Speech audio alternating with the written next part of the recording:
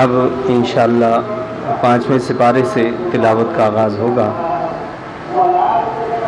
یہاں جو اللہ تعالیٰ نے بتایا ہے وہ یہ ہے کہ نسل اور نسب کی بقا، یہ چونکہ نکاح پر منحصر ہے، لیکن اس دور کا ایک عظیم سانحہ یہ بھی ہے کہ گھوڑے اور کتے کا نسب تو محفوظ رکھا جاتا ہے تاکہ اس کی خوبیوں سے استفادہ کیا جائے، لیکن انسان کے نسب کو پس پشت پھینک دیا جاتا ہے۔ نکاح ایک ایسا امتیاز ہے جو انسان اور جانور کا فرق واضح کرتا ہے۔ جانوروں میں نکاح کا سلسلہ نہیں ہوتا، انسانوں میں نکاح ہوتا ہے، تو یہ امتیازی فرق ہے انسانوں اور جانوروں میں۔ بتایا ہے کہ جس عورت کا شوہر زندہ ہو وہ دوسرے مرد پر اس وقت تک حرام ہے جب تک پہلے کے نکاح یا اس کی عدت میں ہو، یعنی ایک شادی شدہ عورت جو ہے وہ کہیں دوسری جگہ شادی نہیں کر سکتی۔ دنیا کے قوانین میں مراعات اکثر ان لوگوں کو ملتی ہیں جو عظیم منصب پر فائز ہوتے ہیں یا زیادہ مال و دولت کے مالک ہوتے ہیں، لیکن اسلام نے انسان کی فطری کمزوریوں کو پیش نظر رکھا اور اللہ تعالیٰ نے جو احکامات دیے ان میں کمزور لوگوں کو اللہ تعالیٰ نے جو ہے وہ مراعات دی ہیں۔ چنانچہ غلام اور لونڈی جو ہوتی ہیں، جن کا اب سسٹم ختم ہو چکا ہے، پہلے زمانے میں لونڈی اور غلام کا سلسلہ ہوتا تھا، انسانوں کو بیچا جاتا تھا تو بکتے بکاتے تھے، وہ ایک مال ہوا کرتے تھے، تو حکم دیا کہ غلام اور لونڈی جو اکثر جرم کی ترغیبات کی زد میں ہوتے ہیں، ان سے اگر بدکاری ہو جائے تو ان کی مجبوری کی باعث ان کے ساتھ اللہ نے نرمی برتنے کا حکم دیا۔ لہٰذا لونڈی چاہے شادی شدہ ہو یا کنواری، بدکاری پر اس کی سزا 50 کوڑے بتائی گئی ہے، جبکہ آزاد مرد و عورت شادی شدہ ہوں تو انہیں سنسار کیا جائے گا اور کنوارے ہوں تو 100 کوڑے لگائے جائیں گے۔ تو اس طرح اللہ تعالیٰ نے جو مراعات دی ہیں وہ کس کو دی ہیں؟ وہ کمزور طبقے کو اللہ تعالیٰ نے عطا فرمائی ہے۔ اللہ تعالیٰ نے انسان کو ایسے احکام کا مکلف نہیں بنایا جو اس کی طاقت سے باہر ہوں، یعنی انسان اگر یہ سمجھتا ہو کہ اسلام کا کوئی ایسا قانون ہے جو اس کی طاقت سے باہر، ایسا نہیں۔ اللہ نے خود فرمایا کہ میں نے وہی احکام دیے جو انسان کو ان کا ہی مکلف کیا ہے کہ جو اس کی طاقت میں ہوں۔ طاقت سے زیادہ اللہ نے انسان پر کوئی چیز عائد ہی نہیں کی۔ تو یہی وجہ آپ دیکھیں کہ اگر ایک شخص جو ہے سفر میں جاتا ہے اور روزہ نہیں رکھ پاتا ہے تو اس کو ریلیف دیا ہے کہ وہ سفر میں روزہ نہ رکھے، اگر اس کو پریشانی ہو رہی ہے بعد میں اس کی قضا کر لے، یہ اللہ تعالیٰ نے اس کو اجازت دی۔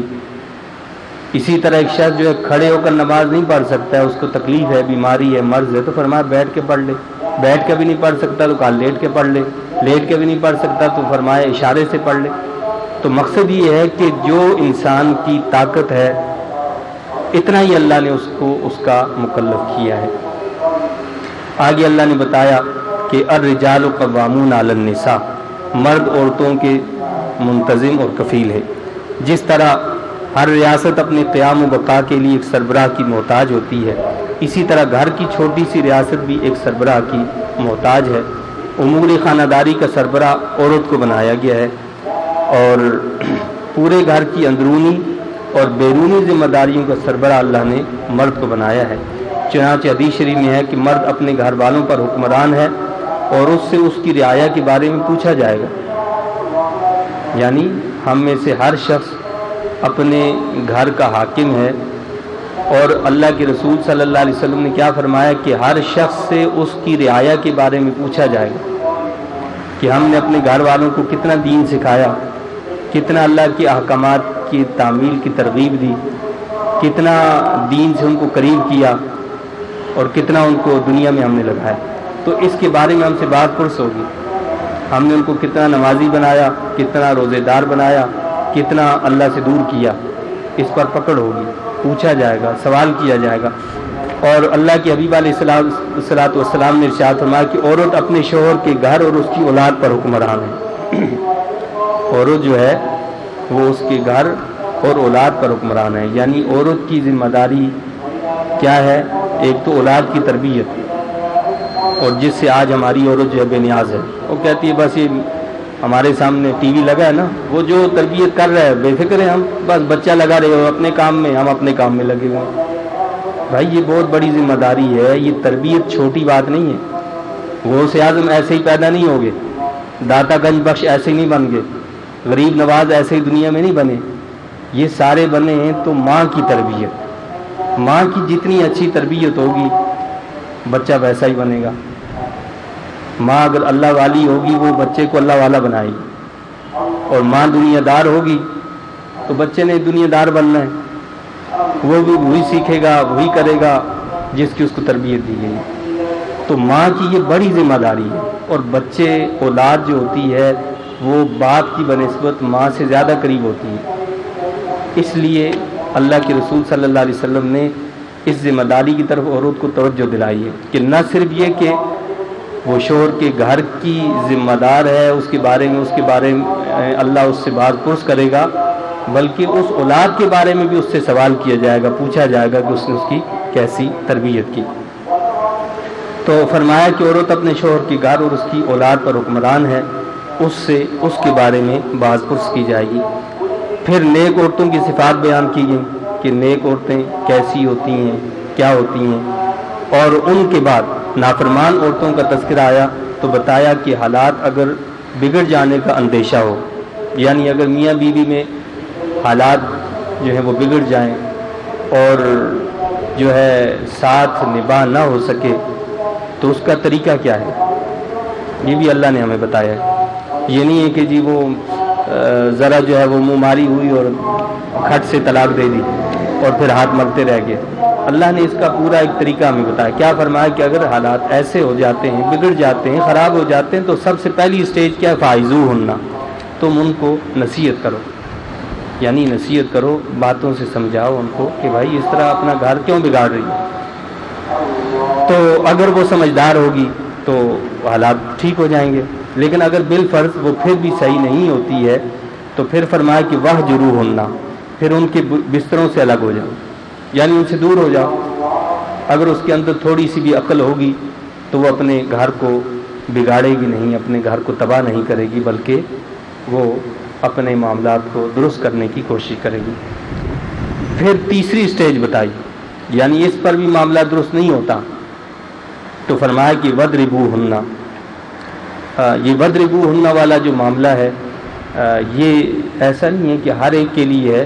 مقصد یہ ہے کہ بعض لوگ ہوتے ہیں اور بعض لوگوں میں کچھ ایسی عادت ہوتی ہے کہ وہ باتوں سے سمجھنے کی عادی نہیں ہوتے، وہ لاتوں سے سمجھتے ہیں۔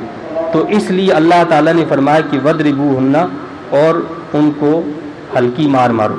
یہ کیسی ہلکی مار ہے؟ حدیث شریف میں آتا ہے کہ مسواک جو ہوتی ہے کہ مسواک سے مارو، اور مسواک سے بھی ایسا نہ مارو کہ اس کے جسم پر کوئی نشان آ جائے، یا جس طرح ہمارے ہاں بعض علاقوں میں بعض جگہوں پر وہ بیچاری کو جو ہے جسم کے اعضاء کاٹ دیے جاتے ہیں اور پتہ نہیں کس طرح سزائیں دی جاتی ہیں، اسلام اس کی بالکل اجازت نہیں دیتا۔ تو وہ جو کہا ہے کہ مسواک، یعنی اس کا مقصد یہ ہے کہ جو سمجھدار ہوگی تو یہاں پر وہ درست ہو جائے گی، اس سے زیادہ نہیں کہ اس کے جسم پر نشان، اس کی تو اجازت ہی نہیں دی۔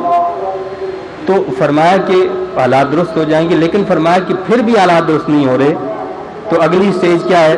جب معاملہ کسی طرح نہ سلجھے تو فَبْعَثُوا حَكَمًا مِّنْ أَهْلِهِ وَحَكَمًا مِّنْ أَهْلِهَا۔ اب اللہ تعالیٰ نے فرمایا یعنی اس معاملے کو پہلے خود کنٹرول کریں آپ۔